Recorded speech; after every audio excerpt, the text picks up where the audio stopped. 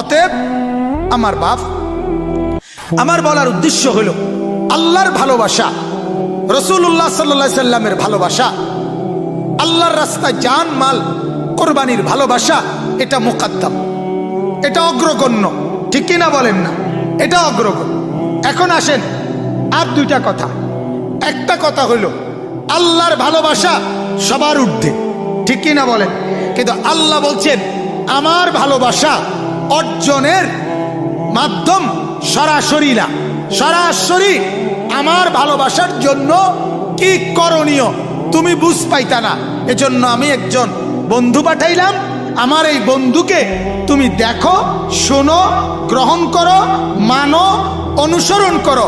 তার সব কিছু আমার মহব্বতের, তার হাসি আমার পছন্দ করা, তার কান্না আমার পছন্দ করা, তার খাওয়া আমার পছন্দ করা, তার